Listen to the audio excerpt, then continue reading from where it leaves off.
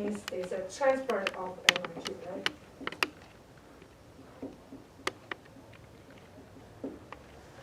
Because this, so this is one of these terms, right?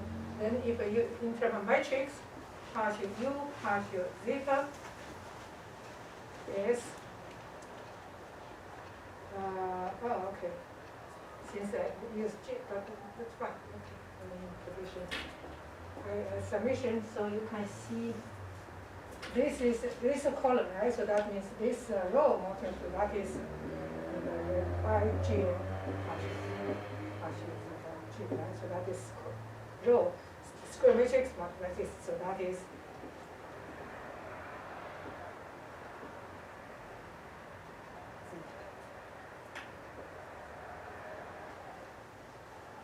similarly, if you take this, this is a row, right? This takes this, sorry, this column take a row, so just take comes to conjugate. So partial U filter partial zeta is, right? So that is partial U. Okay.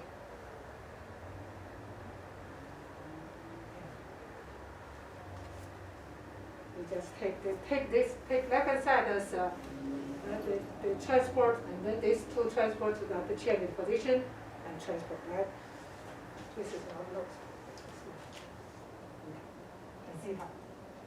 Okay, so with these two, then now let's consider this one. Okay, so Poisson bracket U and V under this old one. We're going to start from here, right? And this is a matrix representation. That is partial U tilde partial zeta, this one, right? G partial V partial zeta. Then partial U tilde is here. So I'm going to replace partial U tilde partial zeta M J and partial V. If I replace U by V, so that is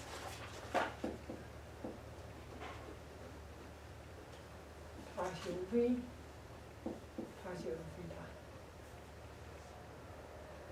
This one is one of these remember the symplectic condition. So that's equal to J, right? So that is partial U tilde partial zeta J and partial V partial zeta. So that is the Poisson bracket of new analytic values.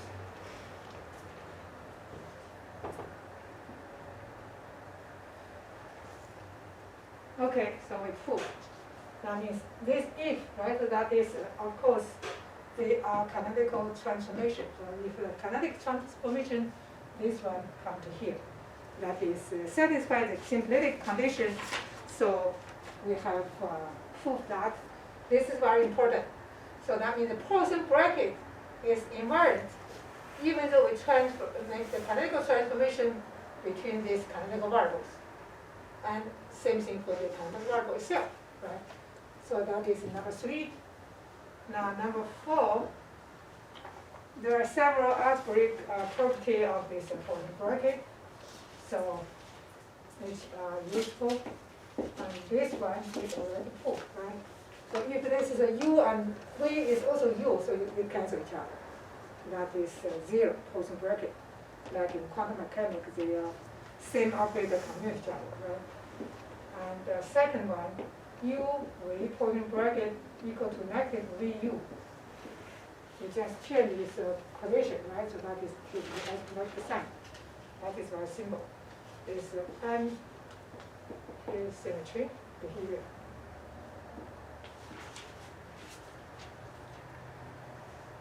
This is what I identity. And then this. Another is if we have a coefficient AU plus BV with the third one, this Poisson bracket, okay. Poisson bracket is distributable, that is, or linear, so that is you can take A is constant outside and U with W plus B V with W, right? So this is linearity.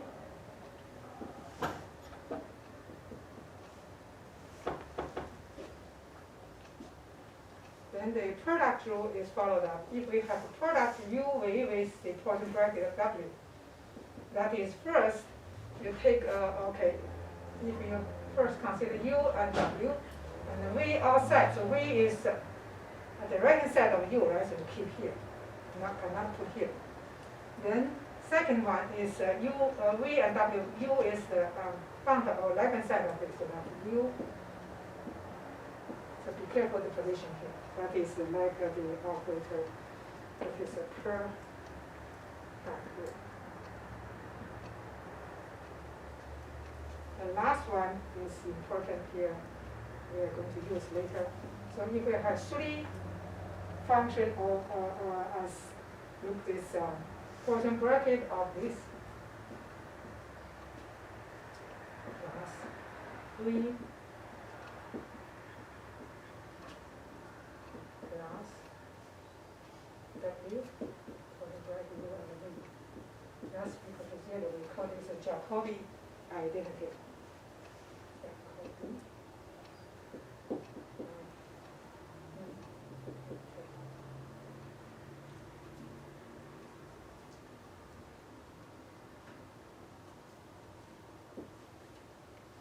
Be careful here, this order, this U, V, W, always, when you change, you keep this counterclockwise. So when first term U, V, W, right?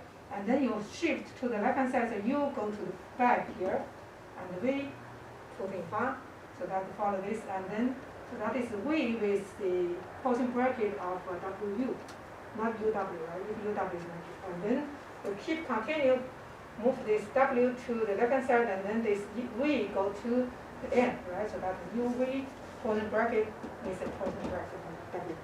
This I together is also equal to 0. That is very important for this Jacobi's identity. With this Jacobi identity, later we are going to prove the constant motion has some behavior which we are going to discuss.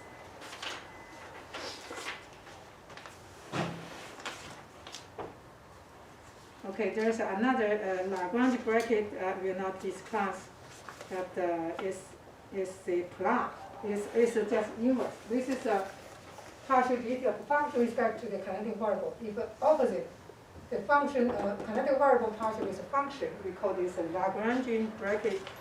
Similar behavior, so I just skip that. Let's discuss another property of the invariant of the volume element. This is number 4. Number 5. Okay.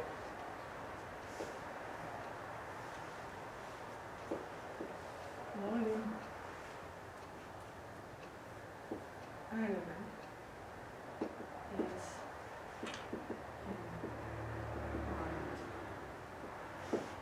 and that means, so in the phase space D, in the old one, right, the D zeta is D Q1, dQn, dP1, dPn, right, in the phase, all the phase space. So the volume element in the 2n dimension of phase space is this one. In the new one, after the canonical transformation, the new phase space, the volume element is D capital Q, right? Capital Q1, D capital Qn, D capital P1, D capital Pn.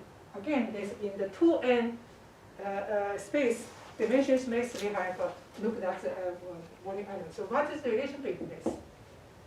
We are going to prove they are equal, or they not change. So now let's look at this one. Remember this? We introduced this matrix between the old and new one is this m, right? So partial zeta is m over df. Look at this. Partial is so that is infinitesimal change of this one is zeta, right? So now let's look this. So d zeta is, we just look at, because this time maybe have some of this negative, so we are going to look this absolute value. So we are going to prove this equal to 1.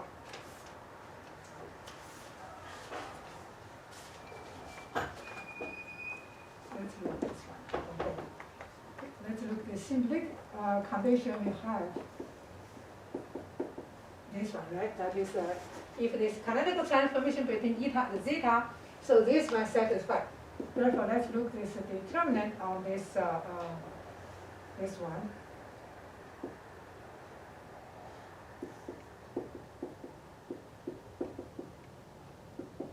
G. How about this one?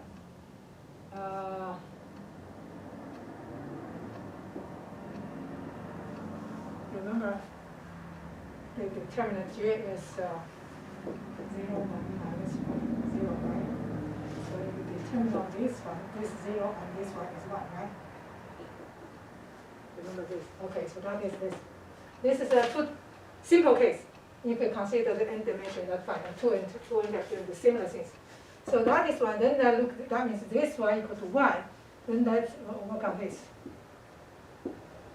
You see this determinant, we can change the position, right? So that is m, j, right? It just move it to the front, and so then keep going. Determinant, the behavior, the product of the metric determinant equal to the product of the determinant, right? And this is equal to 1, so that is. And again, that is the determinant of transport multiplied by the determinant of itself, and this be equal, because its transport, the determinant of the transport is equal to itself, right? So that equal to 1. Then the determinant m is plus minus 1, so I take this. This is a determinant, so that is equal to 1.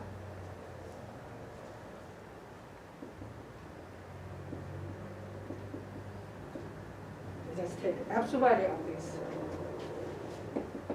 So we have the volume element is equal to, or does not change under the canonical transformation. And that is the unitary transformation as you mentioned last time, right? You say this transformation. Yes, it is unitary transformation. Okay, so we have several properties. Now we are going to discuss important or significant, one of the significant of this symbolic condition. If the symbolic conditions hold, that implies the existence of a generating function. So now it's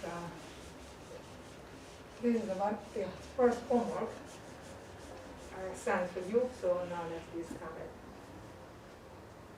That is the relation between the symbolic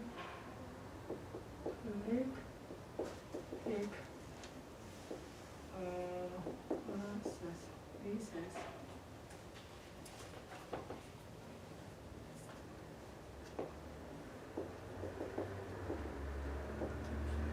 generating function.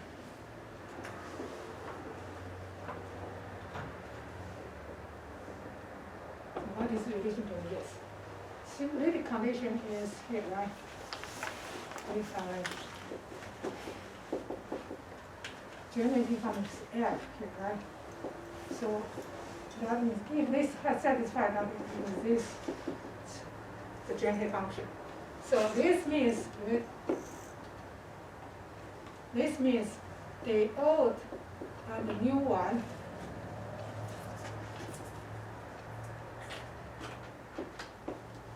is canonical transformation, right? Between old and new. If this satisfies, prove that they are canonical transformation. That is information can give us. If this exists, so that means we have this canonical transformation condition. Remember this? UJ dot PJ minus K plus dF dt. So if this exists, that gives us K equal to H plus partial Fi partial T.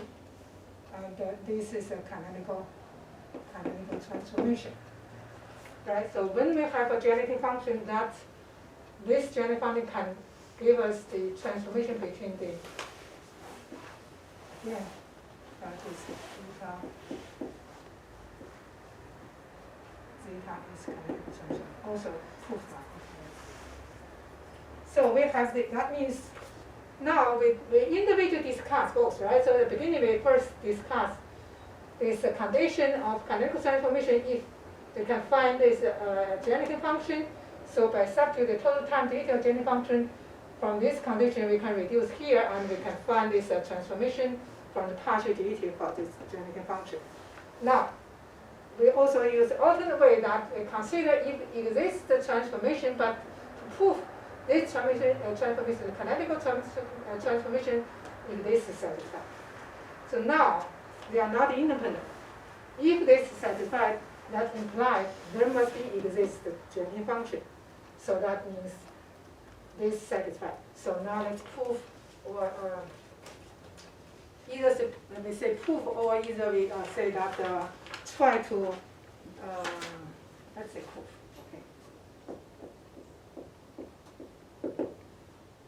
Okay, proof is that, let's consider simple case, one-dimension system. In one-dimension system, so the canonical variable only is 2, right? So that makes simple, but if n dimension, that's also fine. But from here, if the conclusion makes conclusion, then that we can't extend to the agenda. So if this case, then this new one is after the transformation, right? So that means we have only 2 variables. Capital Q is capital Q function of old one, and capital P is also the function of old one, right? That is, this is an equation of transformation equation. Transformation equations. Then if we can prove, okay, then that means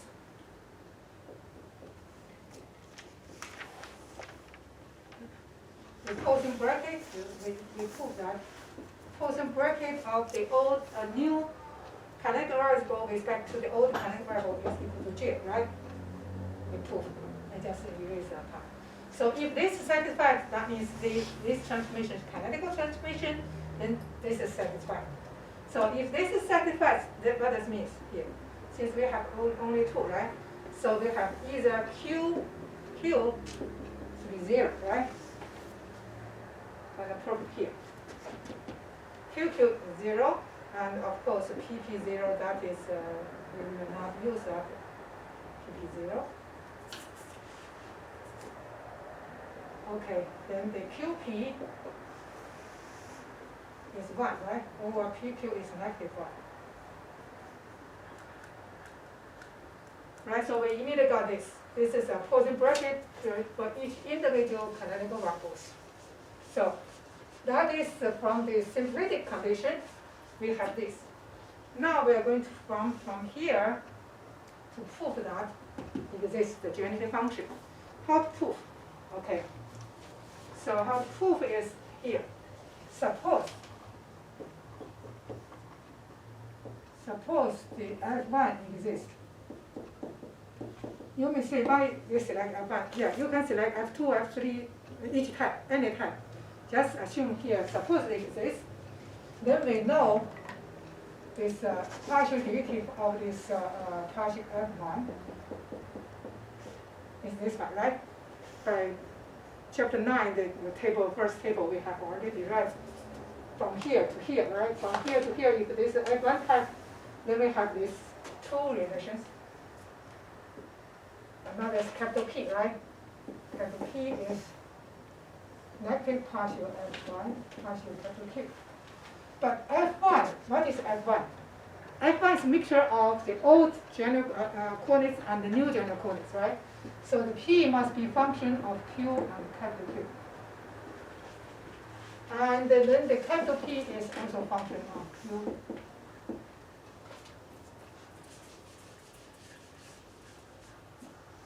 Okay, so now let's just say this is a function, is a lower p, right? I'm going to say in general just a function phi, which is a function Q and capital Q. This is sub psi and Q. Okay. Now, if this is exists, then we know from this the second order partial derivative, this is a partial with two variables, right? Q partial capital Q equal to, just change the order, right? This is mathematically, we always know. This partial derivative, second order partial derivative, with different variables, they just interchange, is always equivalent.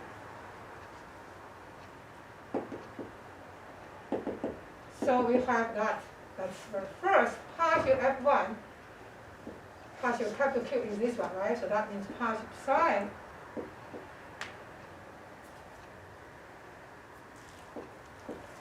partial lower Q is equal to, then first partial F1 with Q is lower P, right? That is a phi. Partial phi partial capital Q. So we have this relation. That means if F1 exists, then this is be equal. Now we are going to start from here. We are going to prove if this satisfies. From this we can prove yes, it is all true. So how to do that? Now this is assumed exists, so we are going to prove whether this satisfies or not, right? So now let's use this one. Since this 0 doesn't help us, right? So now this one is partial.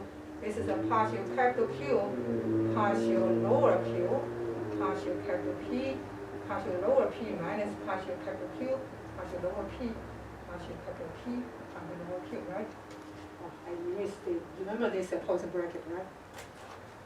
Poisson bracket is it was n-dimension summation J, but now we have only 2. Now equal to 1, right? From here.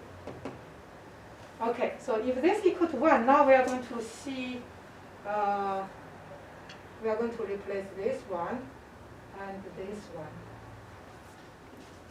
And the goal, of course, come to here, right? So now, let's first, we know, because we know from here, right? P is also can be a function of Q. Okay, just first write down here. P is psi Q. So here partial, let's look at the first one, partial capital P, partial P. So partial capital P, partial P is partial psi Q, partial P. Then this Q is a function of P, right? So actually there's a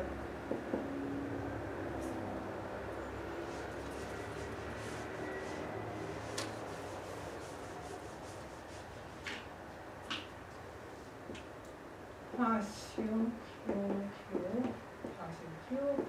Q plus partial psi Q, capital Q, partial P, right? This one is 0 since they are independent. So we have equal to partial psi Q, partial Q, partial P. Okay, so this is the first one, is this term. Now we are going to look at this term. This term is partial P, partial Q. Again, is this function psi Q, partial Q. So first we partial psi Q.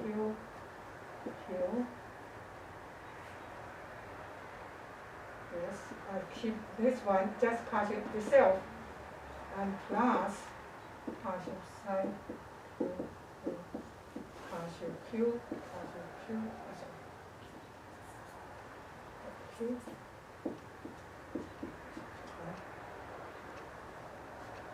here we have p because it's a function set. So when we have this, we are going to substitute this 2 into this formula. Then we have, so here, and here, partial capital Q, partial Q, and partial capital P is this term, so that is multiplied. This one, right? Partial psi, partial capital Q, partial capital Q, partial P. That is this one, and minus partial capital Q, partial P, then partial P, partial Q is this term. You have two terms. Partial sine Q, partial Q plus partial sine Q, partial capital Q, partial capital Q. Okay, you see.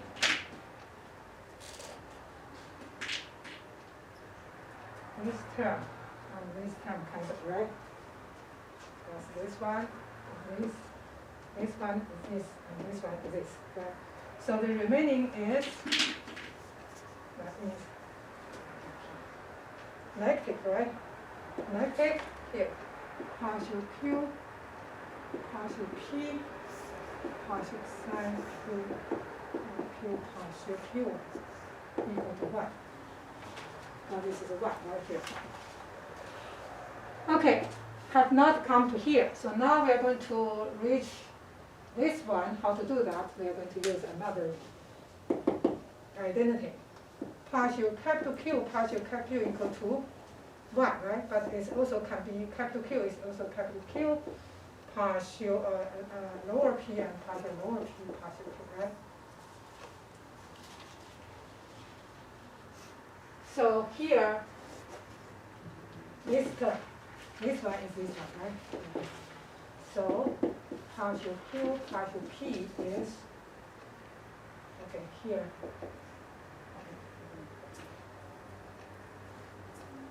Partial Q, partial P, this one. Okay, now let me do this one. So we are going to this equal to 1, so that both sides, so that is partial Q, partial P, partial, now this one P is psi, is 5, right? So now,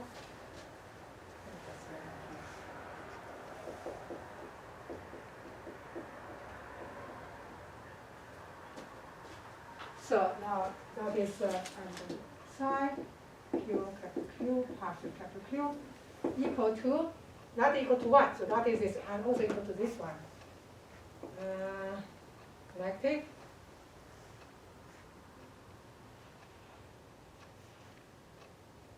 I think that's, let's keep it.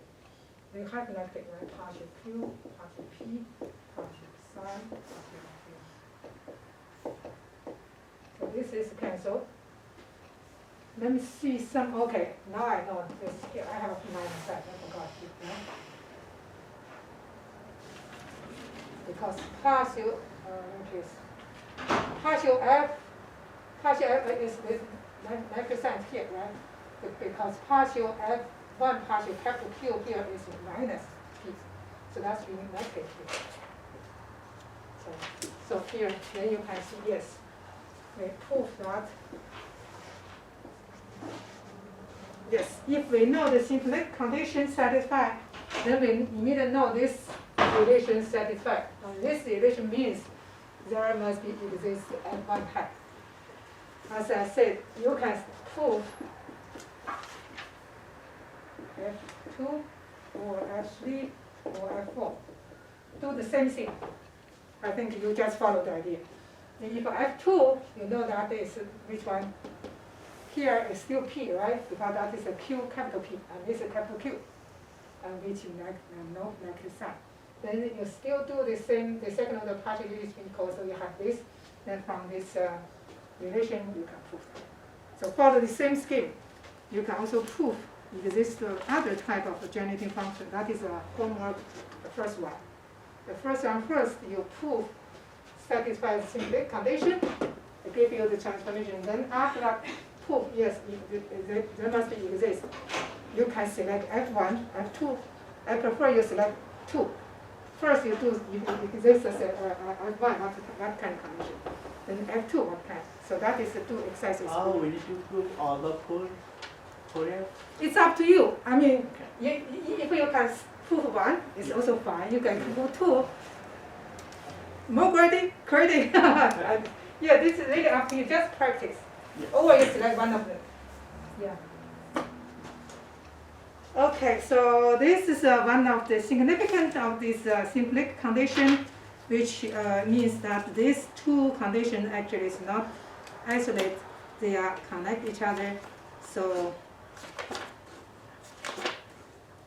okay, now we're going to discuss very important issue is equation motion. So far we discussed the canonical transformation, but we are interested in the equation motion for any variables or a function. What is total time derivative? How to determine that? You will see this directly connect to this Poisson bracket. So it is again give you the how important or significant the Poisson bracket. It is invariant under this canonical transformation. It is also give us this information about equation motion. So if the Poisson bracket is invariant, the equation motion also invariant, right? So now let's see. Equation of motion. Okay, so suppose we have a function u. This is a maybe energy or maybe momentum variable or general coordinates. Any function, which is a function of general coordinates and time, right? So now let's look at the total time derivative. That is equation motion, right? Equation motion of this. So how to do that? Since this is a function of this, so we need to do the partial derivative for each term, right? Partial u, partial qj dot, right? Partial u, partial pj dot, and partial u, partial p, since we have three types of variables, right? Okay, now look this one. Since these are canonical variables, right? Because qj, pj, now and now equal variables. What that means? So the qj dot follow the Hamilton's equation motion, partial h, partial pj, right? And pj dot is partial h, partial h, partial qj, right? So the total time derivative of u is summation j. The first one, qj dot, is partial u, partial qj, partial Hamiltonian, partial pj. I just sub this one into q.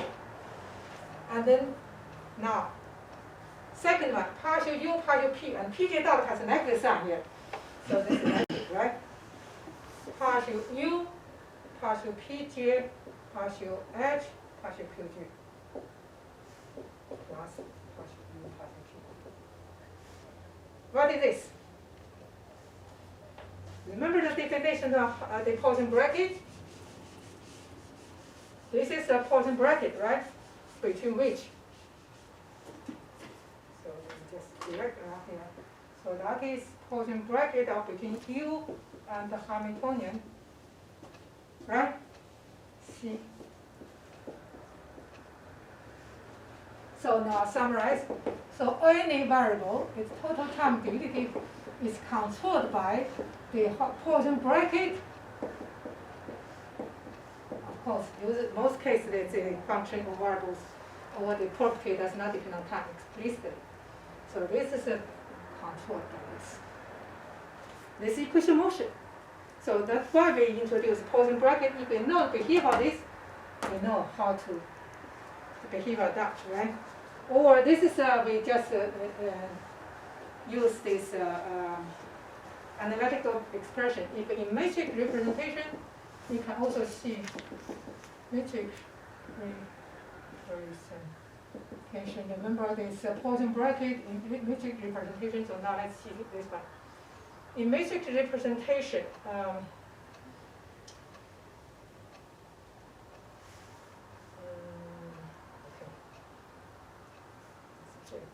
So du, dt, from here, this is nothing but this equal to this partial u to the partial eta dot plus partial u partial t. Because here, this eta dot, right? So this is like a colon, a row colon. So this is like the product of the two. So that is to transport this row, right? And this colon. Okay, so I can write this one. And then since eta dot, it is kinetic variables. Remember the matrix representation is this one, right? Is this. So the du dt is partial u transport partial eta and the j partial h partial eta plus partial u partial t. What is this? It is definition of Poisson bracket in terms of matrix, right? So here, same thing. See what I say. Okay. So now we know any function is total time derivative follow this. Now we are going to discuss what is the information of physics can give us from this equation. You can discuss the u equal to canonical variables or some others. So now let's discuss.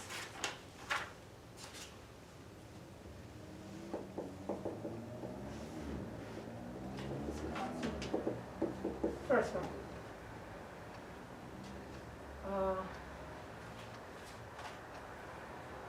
Let's just use general. Okay. U, let's see. Okay, fine. U equal to Q I or PG, or QG or PG. So here, for this dQG dt equal to QG partial PG partial T, and this one is equal to 0, right? Does not depend on time.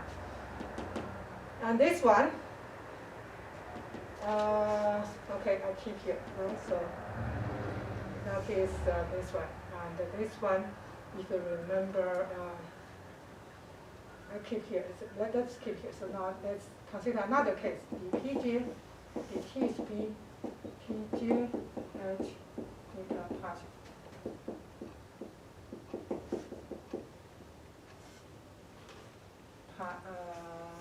Plus partial pg partial t, which is pg.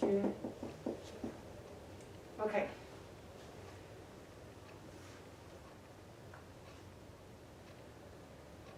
This one we need to do. Maybe you can remember this. Oh, okay. I use G, so now let's say summation and choose I. Partial QG, partial QI, partial H, partial PI, minus partial QG, partial PI, partial H, partial QI, right? And here, this one is delta Ig, right? This one is 0. So that is, if that is only one, so that is partial H, partial P, and delta Ig, right? This one. So, you see this one is QG dot. That is similar to this one. I partial P I partial QG partial H partial P I. Sorry, this is J, right? PG partial QI PI minus partial PG partial PI partial H partial QI. Again, here this is a delta Ig. This is a 0, so we have negative partial H partial QI delta Ig. And that is this one. So what that means? This is equal to the Hamilton's equation, right? Hamilton equation.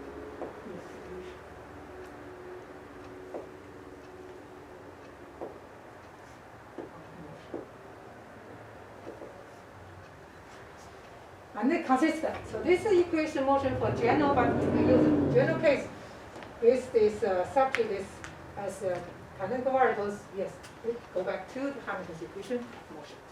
So that is the first case. Give us a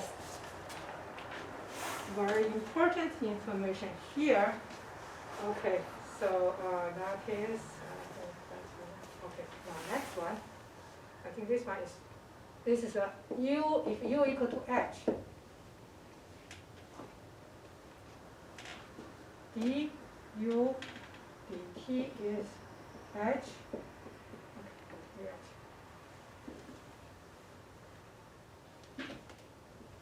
the Hamiltonian, total time dt is Hamiltonian.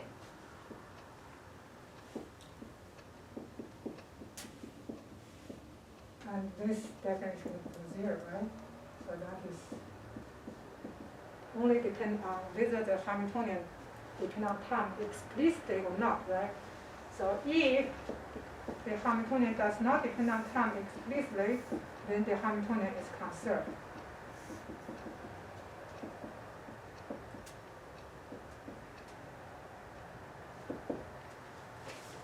Now this is a constant motion. Okay, now we consider other type of constant motion. So now here, this is for Hamiltonian, so you can see Hamiltonian. Immediately we can know that when we have a Hamiltonian, we are going to look whether Hamiltonian does not depend on time or not. If not, explicitly the Hamiltonian is conserved. Then as we discussed in chapter 8 on chapter 2, right? We also use this Lagrange equation. We also prove that, right? When this partial time, partial h, partial t equal to 0, the dx dt equal to 0. So number 2, number 3. Okay. Number 3, we are going to, what is a constant of motion? Constant of motion. This topic is your second homework, so let's discuss.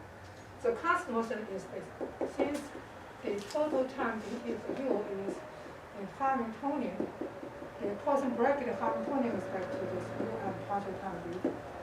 So if du dt equal to 0, we call this a constant motion. Since that's not depend on time, then left hand side is 0, so that means this that means the partial u partial t is negative of u, right? Left hand side 0, so you move this time to the left hand side. So you have this relation. That is homework, you may need to use this information, right? So that means if this the variable, one of the motion is constant motion, it's partially derivative, but it's equal to the negative of the Poisson bracket. And further,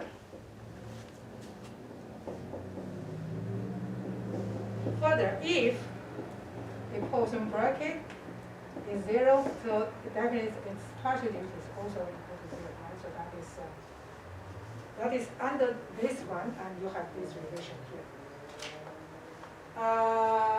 And of course, the opposite way, right? Opposite, you can also say this way, opposite way. If the variable does not depend on time explicitly and the Poisson bracket is 0, then we immediately got this motion is constant motion. Right, so to prove the constant motion is we need the two conditions. Look the Poisson bracket, look whether this variable is does not depend on time explicitly or not. So when we define this constant motion, then now this case is immediately we have the Hamiltonian constant motion, right? So now number 4 is this rule. So if du, we know there are two constant motion, dv dt equals 0. So this is a 2 constant motion. Motions. That means, for example, we have two variables, so quantity is constant motion, then we will prove that then this its Poisson bracket, if it's equal to F, is also constant also.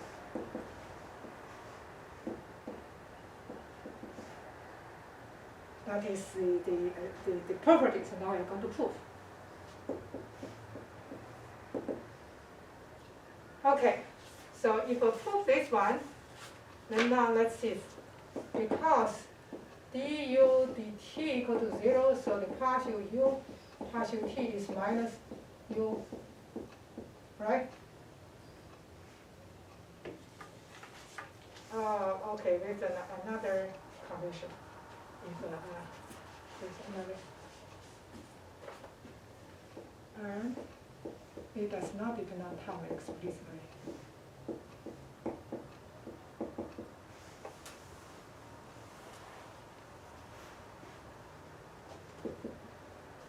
So if there's a two constant motion and also they does not depend on time, they do not depend on time explicitly, then their Poisson bracket is also the constant motion. So now let's consider first, because this is equal to 0, so the Poisson bracket is 0.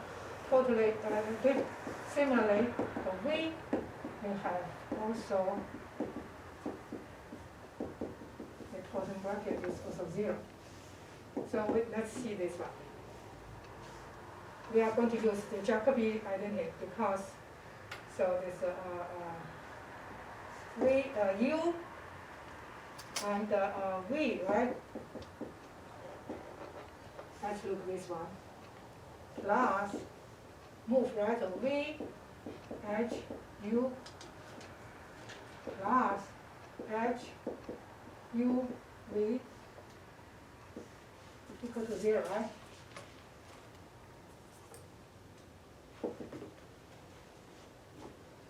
Again, since this F, right? This is a Jacobi identity. So now let's see, because this is equal to 0, right? Here. This is also equal to 0. So 0, Poisson bracket is also 0. So we have 0 plus H. Now this one is F, right? We define F. So the Poisson bracket of F with Hamiltonian is also 0. So we have this. Now we are going to look at the partial F, partial T. Partial F, partial T, okay. That means the triangle collision is also 0.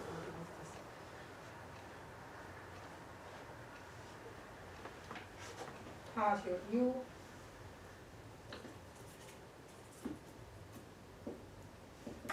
the Poisson bracket, right?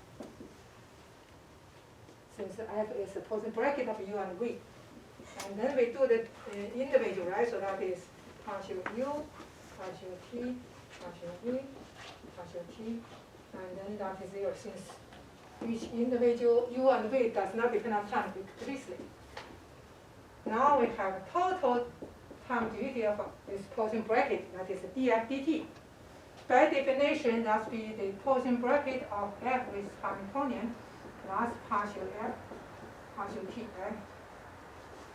Then we already know the Poisson bracket of this F with H is 0, and we also know the partial derivative is also 0, so yes, F is constant.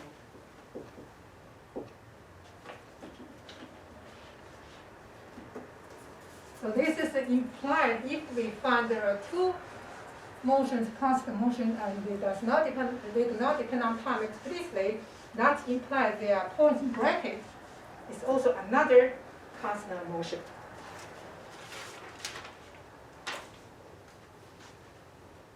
Now, actually, it's an extension the discussion. Instead of I probably use number 5. But okay, if you see number 5, now we discuss this equation of motion for this infinitesimal canonical transformation. So what is the relation between these two? This we are going to find this. But first, we already discussed in infinitesimal canonical transformation is the zeta is just start from the origin that identical or original the canonical variable with an infinitesimal change, so that is identical. This we already discussed, remember? Yeah, last class. So now here, this transformation is this canonical transformation is F2 type, right? Because it's identical. Identical transformation.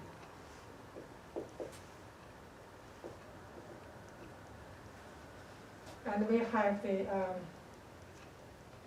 F2 type. If you remember, Pj is partial F2, partial Qj, and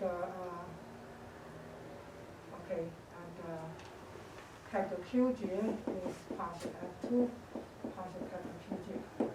F2 is Qj and capital Pj, right? That is F2. Here, F2, here, we introduce F2 type for infinitesimal transformation. Remember, that is, we use this product of Qj, Pj plus this epsilon infinitesimal parameter and generating function G. Here is time, so that is, if you remember, generating. This generating function is not the generating function which we introduced for F. That is another generation. So here, that is we already discussed before, right? Because here, so then you can see here, this one, keep continue, Pj, I do the partial F with partial Q, that is a capital Q Pj, and then the epsilon partial G, partial Qj, right? And then the capital Qj is partial, so that is Qj plus epsilon partial G, partial capital Pj, and this one gives us a capital P, when the relation capital P is equal to lower P minus epsilon partial G, partial Qj, plus Bpj plus delta Qj, right? So delta Pj is this term. Then this one is equal, and make the approximation here. Because partial, this partial G partial capital P is almost equivalent to the partial G partial lower P for the infinitesimal transformation, which we discussed last time. So that's Bqj plus delta Qj. So this gives us delta eta is what?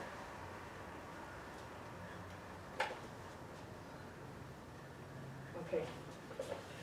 P, delta P is minus partial G partial Q. So here, that is epsilon partial G partial Pj, right? P1, and then minus epsilon partial G partial Q1. If you remember, so that is J partial G partial eta. Sorry, epsilon.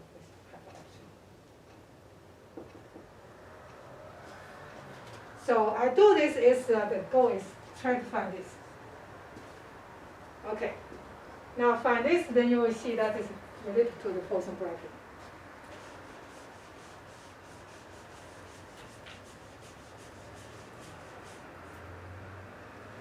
So, okay, let's summarize here. This is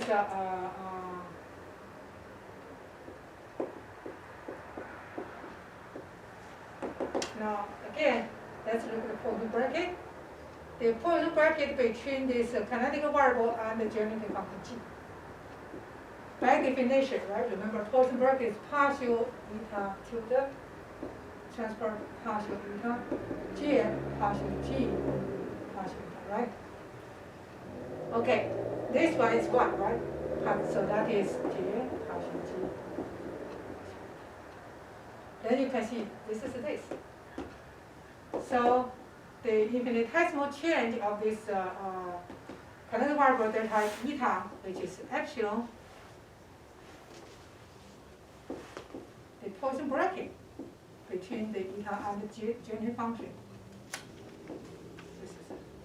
So these two are important.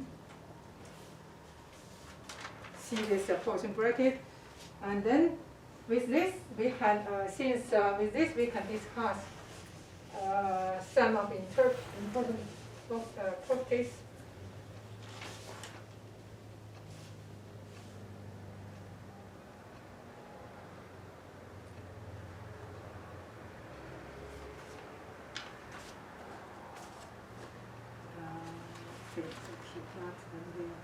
We will focus on this. So that is the infinitesimal relation with this. Now, whatever.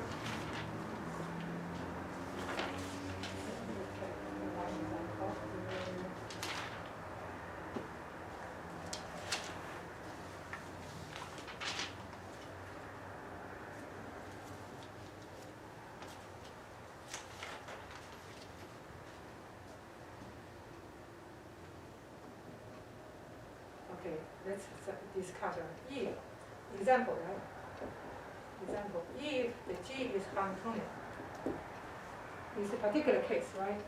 So the delta eta is epsilon eta Hamiltonian. And then because the eta total time derivative equation motion is plus partial, right? And this one is 0. So that is equal to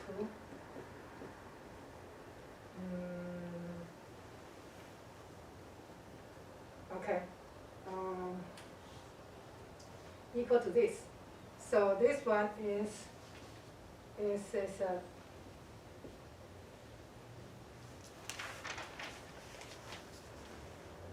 has this relation. So from here you can see this is in terms of dimension, this be divided by time. So that this is this dimension eta should be same with eta, right?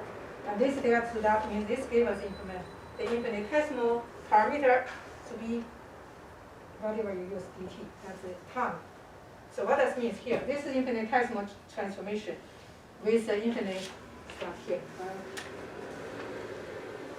With the infinitesimal parameter, but if the generating function is Hamiltonian, the parameter is not arbitrary. The parameter must correspond to the time.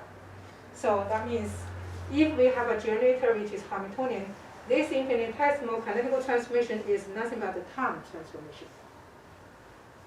Let's just give one example here. Later we are going to discuss others. So just this one example from the equation motion and this infinitesimal transformation, you can find what the relation between this. Now we want to see the effect, further effect of this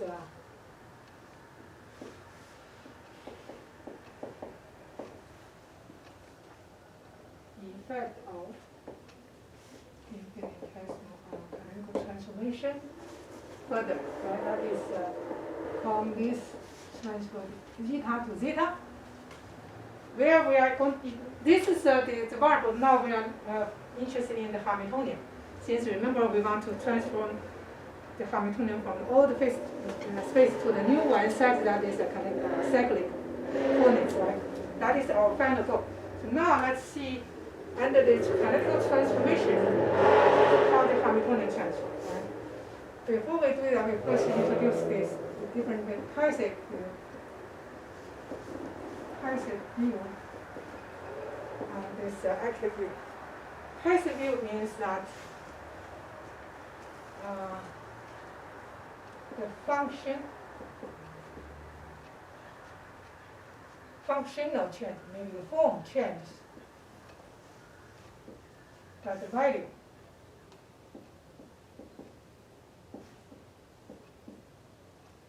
is unchanged.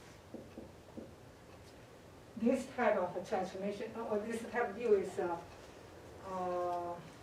passive. For example, here if we have u is an old function, that's a q naught p naught, at t equal to t naught case, then if we make the transformation to the u prime, so functional change from a sinusoidal function, for example, to the exponential, whatever. But yes, functional change, however, its value will not change. This type of transformation we call this passive u. Okay, so for example, it's this one. This like you have in the old, this old phase space. So you have old eta, right? And at this position you have a, which is function of eta time. Then after this transformation, you have a new phase space. So the a transferred to another value, which we call a prime, is a function of new canonical variables. So this only transfer these variables, even our form, the formula or form functional, but the value will not change. This type of transformation is the passive view we call. Another case is the value of the change. So, yeah, you have a question? Okay. So active view.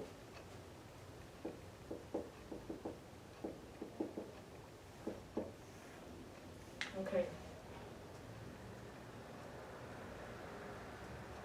At the same space, same phase space. This is a different phase space, right? And but different location.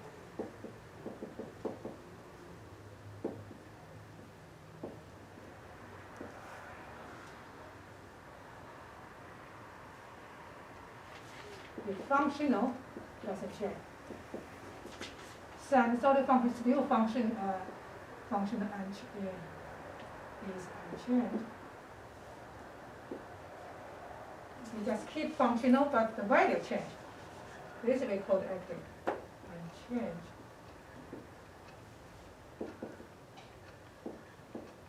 But the value is changed. This like here, we are still in the same phase, not different phase space. For example here. Then from A to B. So A is here with the eta and the TA function. This is eta and TB. Then you have a change of u. With u is a change of this function u at b minus u of a. This is change of value. Okay.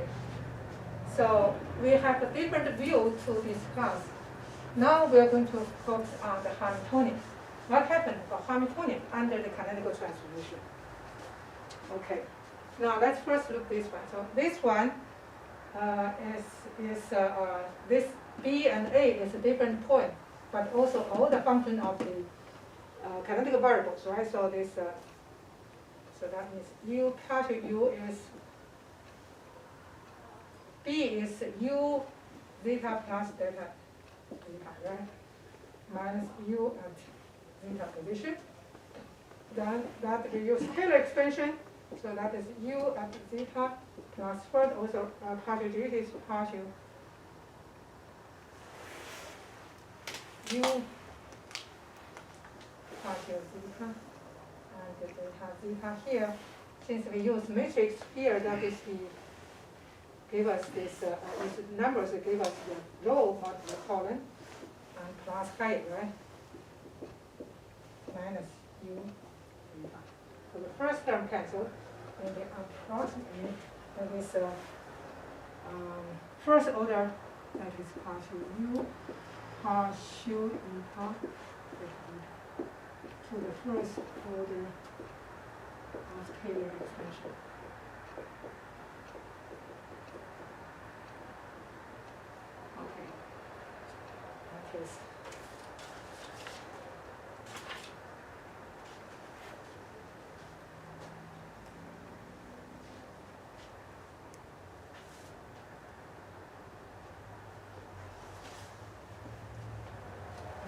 now, you already know this one, right?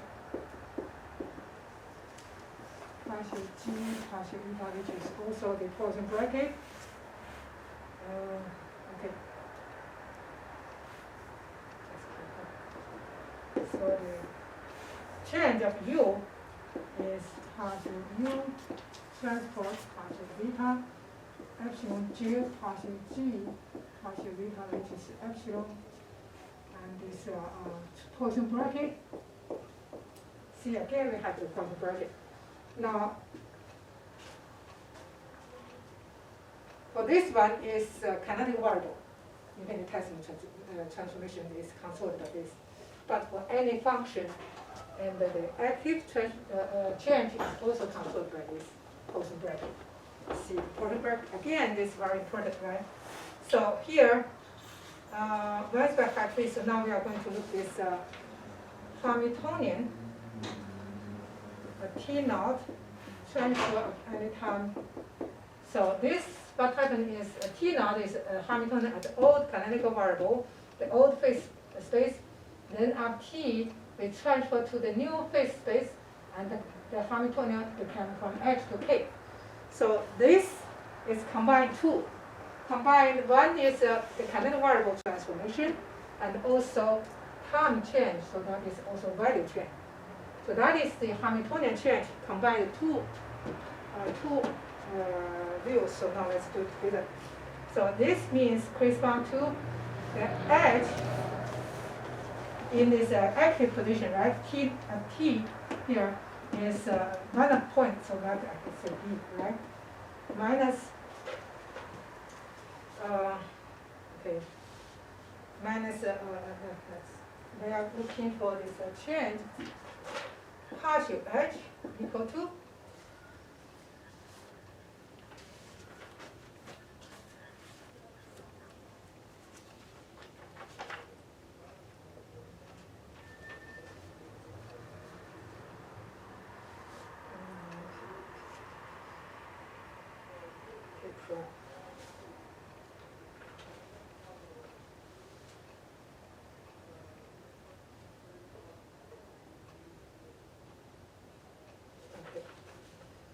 so here we want to see this difference.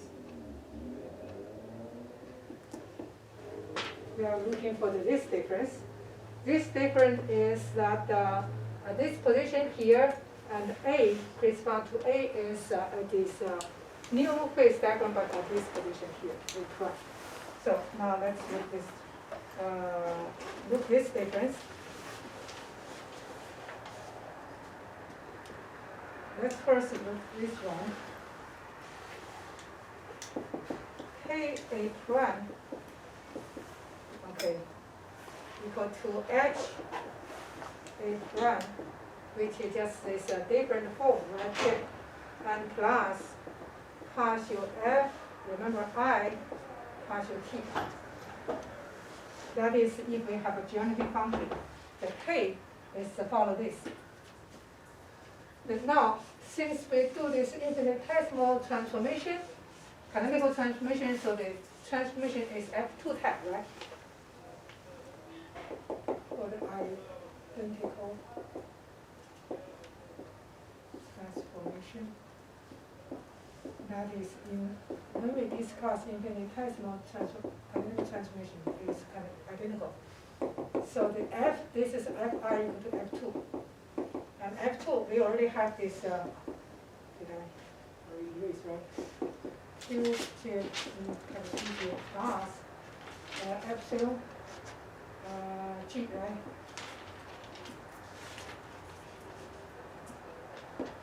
Q J T J T.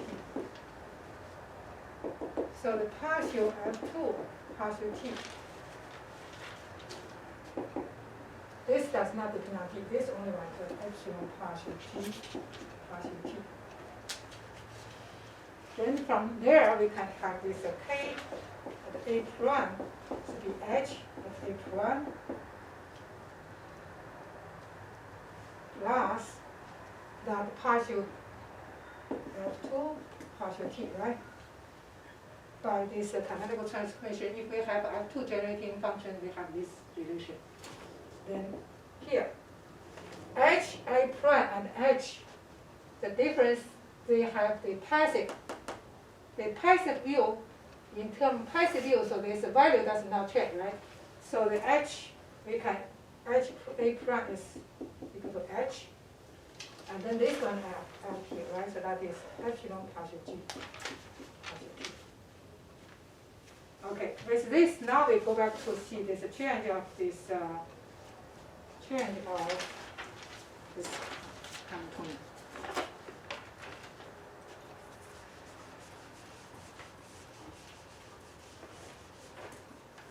So, change of Hamiltonian is HB minus KA prime minus HB minus HA here, right? HA minus epsilon partial T partial T. And here, this one is this active. That is in the same space but a different position, right? So you see the same is different position, that is a pass. Okay. To distinguish this edge, so here I'm just immediately use this one, and this one is here. So if this one is epsilon Hg, right? Here U replaced by H. And minus epsilon partial G, partial T. Now I'm going to change the order, so that's electric G, H. Up to this point, you may already see this. What is this? I take minus epsilon outside.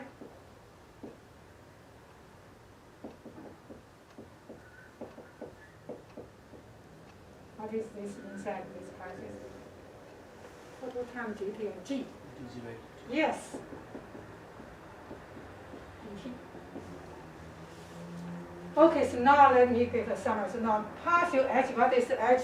There's a change of this Hamiltonian and the canonical transformation from location 1 to location 2. So this one is controlled by this total time derivative of this generating function. Oh, sorry. Okay, so we can discuss the physics from here next Monday. From so far the speed, I think probably we will have one. The last class may go to the chapter 10 a little bit. Okay.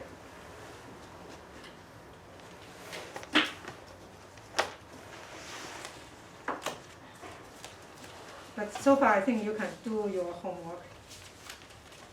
It is up to today, we discussed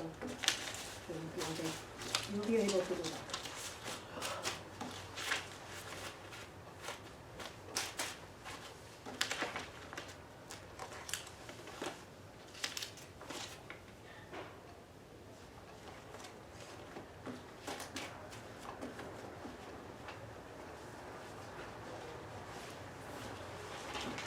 All right, so far the other class you have the final exam. Have you have the final pick the time or not yet? You have Carpagentes, right? That one is December 1st. December 1st. Yeah. So that's all. Yeah. And then only quantum and this one, right? Yeah. So we can. I think this one they will fix this December 8th, right? I think that is 1 week after the last class. After that one, then. When is it, Doctor? Sorry. What's the date, Doctor? I think it's December 8th. That is yeah, that's a Thursday. Then quantum after that, the next week, that is December 12th or 13th, something like that. Yeah, we can still discuss this. Okay. All right. I'm fine. That'll be on Monday. Yeah, that's the on Monday. Yeah, I think so. So you probably I think our time.